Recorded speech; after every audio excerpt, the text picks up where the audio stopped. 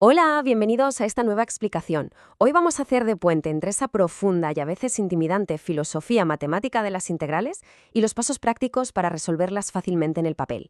Es un viaje fascinante que une lo abstracto con lo aplicable, así que ¿vamos al lío?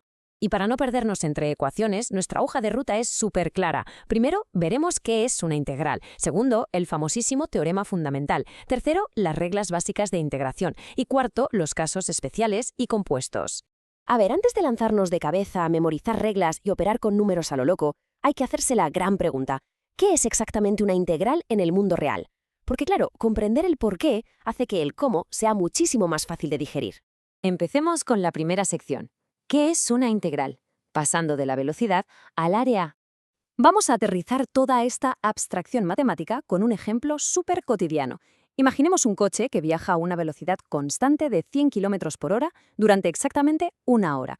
La pura lógica nos dice que la distancia recorrida serán 100 kilómetros, ¿verdad? Pues bien, si dibujamos esto en un gráfico bidimensional, el área del rectángulo que se forma bajo esa línea recta de la velocidad coincide milimétricamente con la distancia física que hemos recorrido. O sea, literalmente el área equivale a la distancia.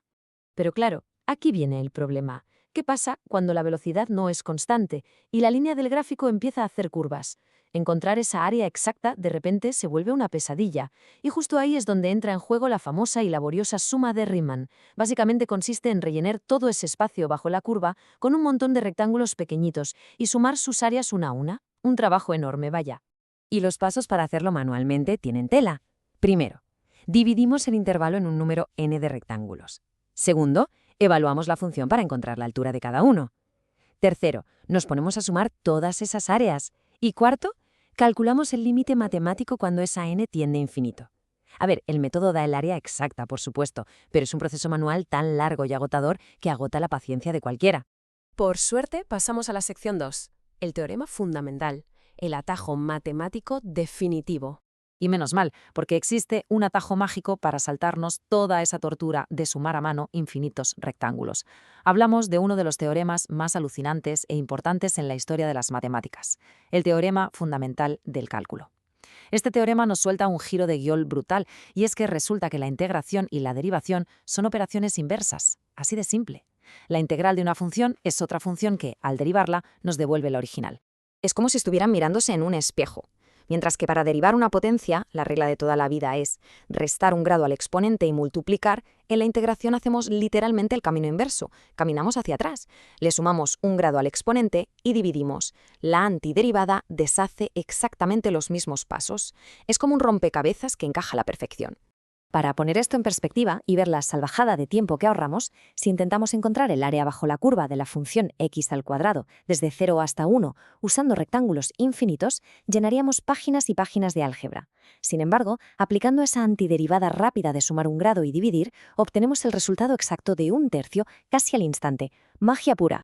Ahora entramos en la sección 3, reglas básicas de integración, reconociendo los patrones.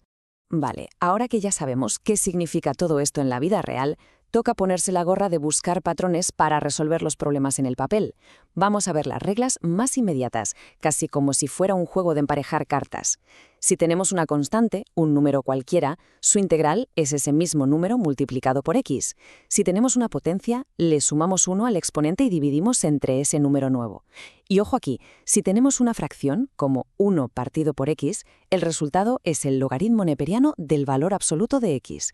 Y bueno, no olvidemos el famoso más c.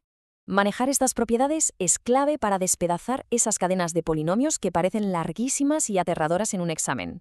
Es mucho más sencillo de lo que parece. Los números constantes podemos sacarlos fuera de la integral por la cara, sin coste alguno. Además, las sumas y restas podemos romperlas en integrales pequeñitas e independientes. Y la regla de oro absoluta, pase lo que pase, nunca, jamás, hay que olvidar añadir esa constante de integración, la famosa c al final.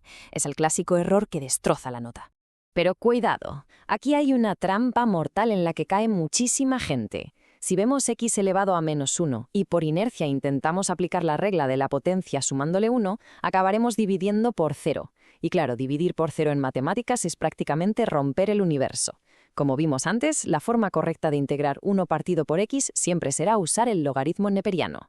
Pasamos a la sección 4, casos especiales y compuestos. generando la derivada interna.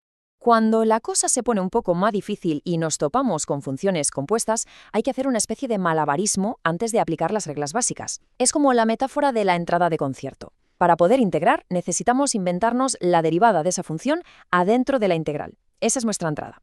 Pero claro, para que el universo matemático siga en equilibrio, tenemos que compensar multiplicando por la inversa justo afuera. Una vez que resolvemos la integral, entregamos la entrada al portero y esa derivada interna desaparece para siempre, dejando el resultado limpio. Entonces, siempre que tengamos esa entrada de concierto, o sea, la derivada interna bien colocadita, las funciones trigonométricas y exponenciales se van a comportar de maravillas siguiendo patrones súper predecibles.